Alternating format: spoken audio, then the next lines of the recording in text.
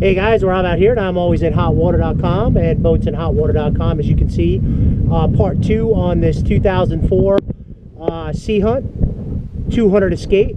And I did want to tell you guys before, when I did the compression test 190, that was cold compression. Boat hadn't been run for over a month, and that was cold compression test. I want to let you know I've been through the actual vessel itself and functions.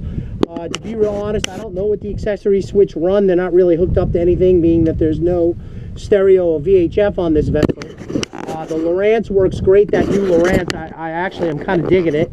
And as far as your gauges work, believe it or not, your fuel tank works, your RPM gauge works, your miles per hour works. Obviously, your trim up and trim down on the motor is not working, nor would I expect it to, as those are one of the first things to go out on older boats itself. Now, as far as actual other functions of the vessel, bilge pump works.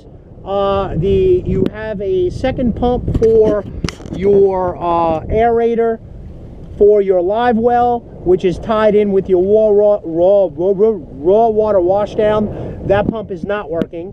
So if you plan on fishing, I would replace that pump. They're very inexpensive. And I didn't have an anchor light to test the anchor pole. I don't see an anchor light on the boat, so let's just say that's another $15 purchase.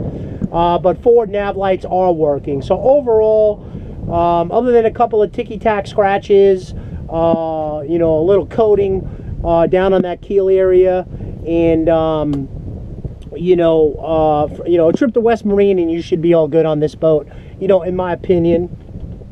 So what we're gonna do is I had her turned off, you know, so I can let her sit and start cold again. I've run her for about 10-15 minutes, no alarms.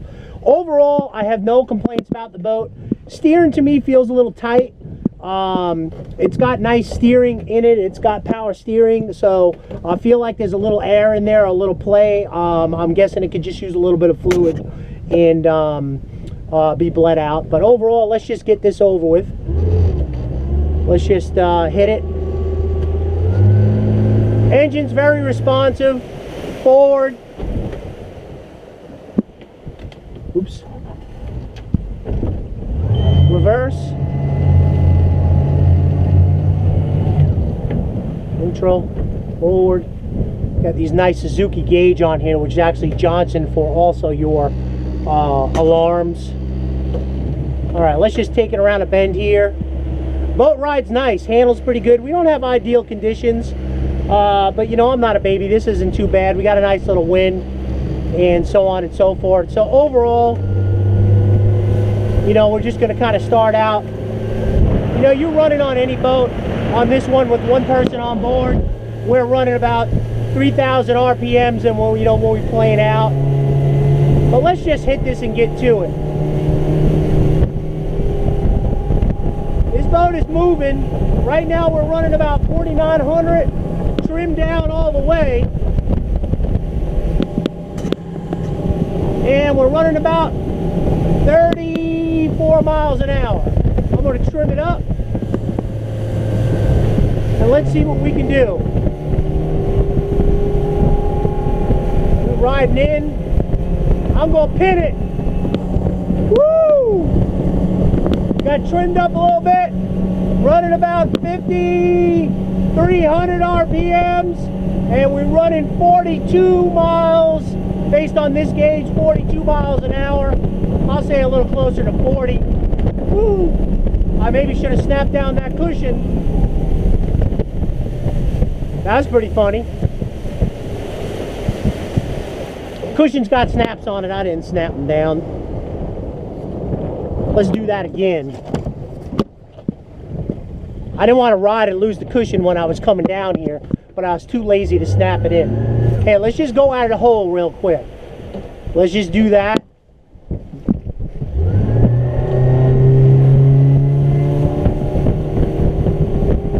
Yeah. Boat's right. I mean, woo! Nice. Yeah, we're running 40 miles an hour. 33. 4 on the knots. So overall, not too bad. Let's just put it through the turns.